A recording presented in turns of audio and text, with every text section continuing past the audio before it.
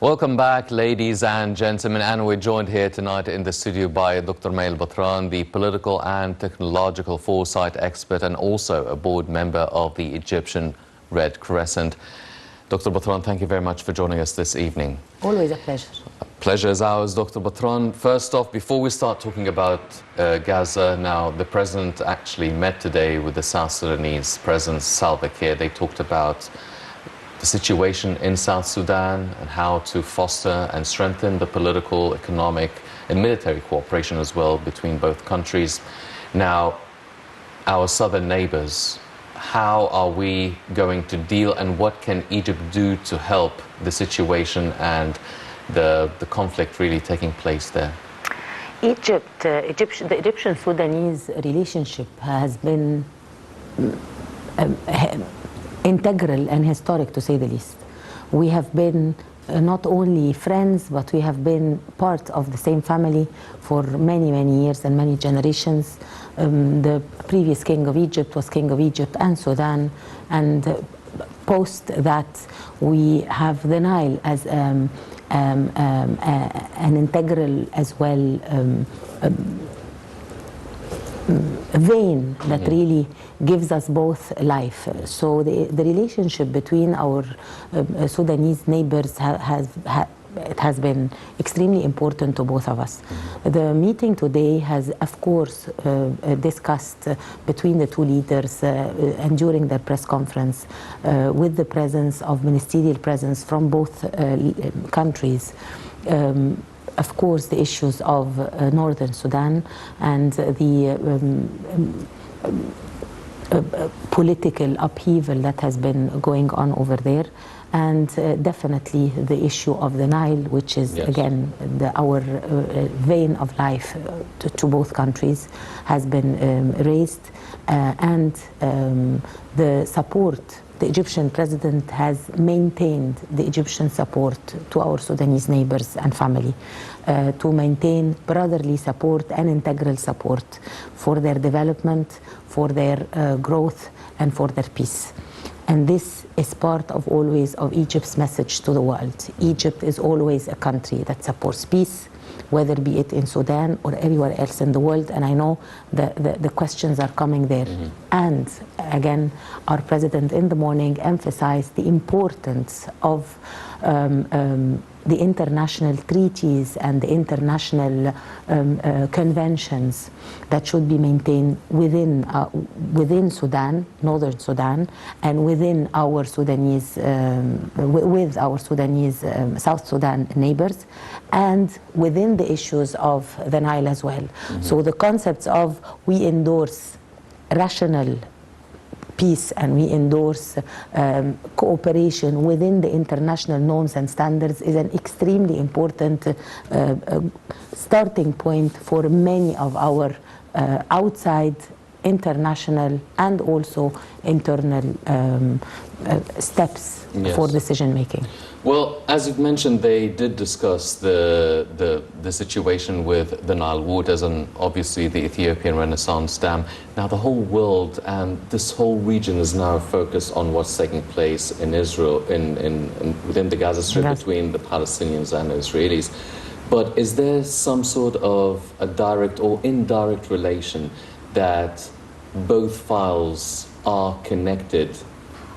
Also the timing of President Sisi meeting South Sudanese President Salva Kiir and discussing the Renaissance Dam. Is there some sort of a relation, even if it's a distant one? National security of Egypt. That's extremely important. It's the national security of Egypt. It's the future of the Egyptian youth. It's the maintenance of our new republic development and growth and sustainable look into the future. So this is about stability. This is about an investment that the Egyptian people have invested with lives, blood, sweat and tears in the Sinai region, in fighting of terrorism, and its experience thus in fighting more recent terrorism, and its help within the same file within our other borders, in this case the Sudanese-Egyptian borders as well. Yes. So it's the experience of Egypt, the experience of the Egyptian military, the experience of the Egyptian leadership in maintaining peace, fighting terrorism, balancing out and encompassing, if you will, aggressors with a rational force of reason, peace, and international treaties. Yes. Dr. Batran, now you are a board member of the Egyptian Red Crescent, which is really, it's a high time for the Red Crescent right now, and also the Decent Life Foundation. They've been working on sending aid convoys to the Gazans through the Rafah border crossing.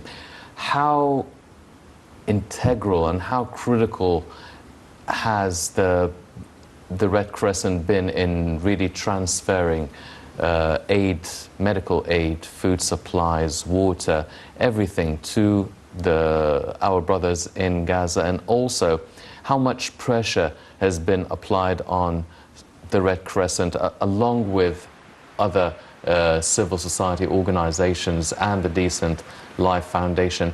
How intense were the past few weeks? Well, I will talk about the National Coalition for Sustainability and for social effort. Yes. We are a group of foundations in Egypt going for social enhancement.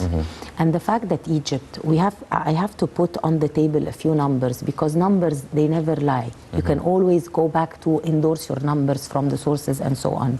So the numbers of the initiative that Egypt has of the Egyptian initiative that has taken place to prepare for social enhancement of the Gazan people at the moment has been over 5,000, nearly 5,400 tons of products, medical, food products, all sorts of requirements that are required by the people in Gaza. And I will not say the people in Gaza, I will say our family in Gaza, because they're not only neighbors, brothers, but they are family. And we are very much, as a country and as people, as the people of Egypt, invested totally emotionally with our Palestinian neighbors in the Gaza Strip. Yes. So this is something that is extremely important. And I need to emphasize as well that in front of the over 5,400 tons of supplies that has been collected by the Egyptian people and by the Egyptians in general, because it's not only the state, it's really the people and the NGOs of Egypt. Also, you need to know that the second country or group of countries, which is the European Union supply of products for people in Gaza, has been nearly 200 tons. So you're talking, the world has been moving from no help at all to 10 tons, 12 tons, 40 tons, up to 200 tons. And you're talking Egypt is 5,400 tons. So it is more than 20 times, it's nearly 30 times the highest country and the highest group of countries in the world. So that supports the fact that we are integrated as a country. Yes. It's our national security, it's our family. This is number one. Also, the National Coalition has started initially by supporting the trucks. We have nearly 170 containers in front of the Rafah border. The initiative that is called Human to Human is an extremely human initiative. And when we're talking humans, we're not talking mature individuals such as ourselves, but we are talking children as well. And the fact that children, they help to pack for their Gazan children and Gazan friends and Gazan families, and this is the enhancement of the Palestinian cause for the young children of Egypt, which is extremely important for the cause. It is extremely important for the bloodline between us, for the continuation of this integral bond that is between the Gazan people and the Egyptian people. So this is extremely important. So we not only supported our children to help in the preparation of the Gaza supplies, but also our Egyptian youth as well gave out their blood for, again, their Gazan brothers and family. So I'm giving you these facts to say it is a family initiative. It is an integral initiative for our Egyptian family. It's an integral initiative for our future, for our respective future as the region, but as Egypt itself. So we're giving out blood, we're giving out effort from within our children, and we're giving out the country support, and we're giving out effort of NGOs that takes, again, the effort and the endorsement of the Egyptian business sector and the government. So this is really a countrywide effort. A countrywide effort. It's all the people of Egypt, starting from the children to the big corporations, NGOs, civil societies, young people of Egypt. So it's whoever you are. If you have, if you are Egyptian, then you are helping your Gazan friends and people in Gaza. So this is something that I wanted to emphasize a great deal. Going from that point, would you like to ask a question? Or well, I want to ask about, I mean, the challenges that, I mean, we keep hearing a lot of information, getting a lot of information regarding the difficulties that these convoys do face trying to get to the other side of the border.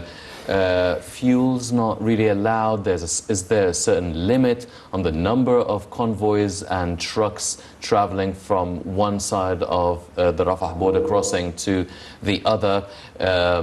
Is it not enough? Also, the El Arish airport is receiving, as you've mentioned, a lot of containers full of aid, international support. So how is it divided? I mean, do they divide the international support from the Egyptian support? What are the difficulties and the challenges being faced by the Red Crescent, by the foundations, by the civil societies? What sort of challenges and obstacles? I will answer this question by saying the following. The challenges are not challenges for the supplies going in. The challenges are for the cause itself. And these are the challenges that Egypt is facing as well, and the extreme pressures that Egypt is under from its international allies, friends, countries of the world. Our Egyptian president has received 44 calls from heads of states from around the world since October the 7th till today, including 3 times from the American president, 3 times from the European Union president, and 3 times from Antonio Guterres. And of course the Russian president, and as well twice from the Turkish president. So we're talking 44 phone calls from President King, Prime Minister, to our president in less than a month's time. That's all to enhance or to emphasize the importance of Egypt for the solution of the situation, the importance of Egypt within the conflict itself, the integrated future of our national security within this crisis. And so it's extremely important to put this on the table as a challenge. The second thing is that the Egyptian president received 13 visits within the last less than a month as well from heads and states and prime ministers regarding this crisis in Gaza and in the Palestinian-Israeli conflict. So 44 calls, 13 visits, and that is not to mention the 13 countries represented in our peace conference as well. So you are talking about a chunk of the world. You are talking about nearly a quarter of world leaders talking to Egypt pulling Egypt in one direction or another. Pulling Egypt, but the gist of it, mostly it is Egypt has the solution to solve, and many of the solutions on the table, or the main solution that many of our allies are emphasizing, is to integrate the Palestinian people within the Egyptian societies. And our president, and I believe that this is even a national populace requirement, is that we are endorsing our friends without their cause, not our friends and family without their cause. So it's not, I'm not only helping a human being with his human requirements for life, which is food and shelter, but no, we want to help the human beings to maintain their land, to maintain their cause, and to live in peace within the rightful rights of land. And this is extremely important. This is where the state of Egypt is heading, and this is where the people of Egypt are endorsing their friends and their leadership for such solutions. And the president has emphasized this in his graduation ceremonies that he attended the last 3 weeks, in his speech in the peace conference, in his relationships, and in his during most of the data of the calls that has been happening and the meetings that has been happening. Our state of Egypt also, as a huge challenge, mentioned the numbers of Palestinians killed in the last 3 weeks. The numbers that we're talking about are broke the 10,000 number. 10,022. More than 70% are children. Yes. So this is, again, it's not only the calamity of killing a child that has done nothing to deserve such a brutal way to die, but you are killing the future of the cause as well. So it's not only children dying, it's the children who are going to, in the future, carry the cause of Palestine if this continues, which I think we are reaching a pinnacle of the crisis. So the numbers killed, our president mentioned this particularly during the visit of the American Foreign Secretary, and he emphasized as well Egypt's peace choices always. He mentioned a rational power, al-Quwwa Rashida. Rational power is not to react, but to think of the repercussions within the reaction, before the reaction, because Egypt as well has been aggressed. The borders of Egypt has been aggressed for the first time in a very, very long time, in nearly over half a century now, half a century, yes, over 50 years. Our borders have been non-aggressed over. Yes. So for the first time in the span of 1 week, we have been aggressed against, and Egypt has taken the rational approach of how to respond to such aggressions as well. So our president mentioned the number of death tolls, particularly to children. He mentioned the coexistence, the peaceful coexistence of the Jews living in Egypt on a historical level, and I mean historically in the past 80, 70 years in this century, and how he personally grew up in a place where the Jews were, and they were living in peace and coexistence. And so it's not a question of Jews versus Muslims, it's a political issue that should be solved within political rationale, and not to take it too much to sentimental heart. So it's not a question of sentiments. That's why, again, a rational power making decisions in a political crisis that unfortunately counterparts in such a crisis are using children and are using the future of the cause very aggressively against international norms. Again, Egypt's position within the Gaza situation and crisis is maintain the UN conventions, maintain the accords, the international accords, and this is what we are asking for. Not we are endorsing as a country the resolutions that have been resolved by the world leaders. We're Yes. just asking for it to happen. So again, these are the challenges.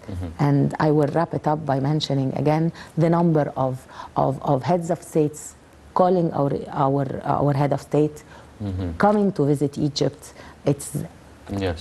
within numbers of unprecedented numbers within a crisis happening anywhere in the world. Well, you've highlighted, Dr. Batran, the number of calls and state visits and Peace conference. the peace conference as well, and the kind of pressure the international community is really trying to apply on Egypt. And Egypt's response has been, as you've mentioned, it is maintaining the Palestinian cause as well and trying to provide humanitarian aid through the Rafah border crossing.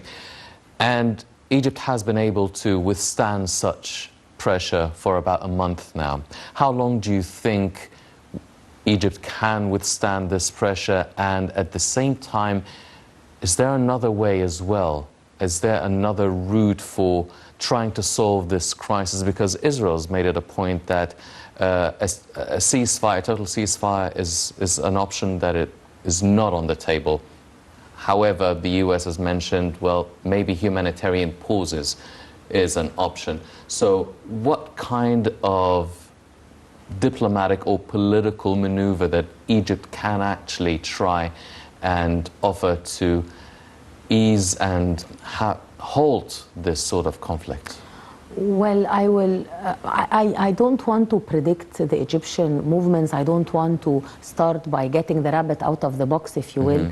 But I want to emphasize the humanitarian aid. Starting this crisis, the border was closed and it was not, and humanitarian aid was not allowed in. Less than a month later, you are talking about, and when the humanitarian aid started going in, it started going in 20 container numbers per day. And now we are talking about larger numbers per day. Maybe 5 or 7 times this number. And so it is moving on a humanitarian level. When we started this crisis, no injured and sick people were allowed out of the Gaza Strip. We managed to reach a certain exit of some very critical cases coming out for treatment in Egypt. So there is progress on a humanitarian level. Very tiny, but still there is progress. And that in itself is hope. And that in itself maintains optimism for that within Egypt's tolerating the pressure and exerting pressure back in a peaceful, internationally acknowledged, acclaimed manner, that we are going somewhere with our peaceful, rational power response. This is number one. Number two, the solution, the problem, as I mentioned, is a political problem with an economic origin. Or grassroots, if you will. So it's not only about the state of Israel being created in 1948, but it is the gas, oil, trade routes on a regional level. It is international powers pulling on an economic powers and weight one side of the world order, if you will, to versus another.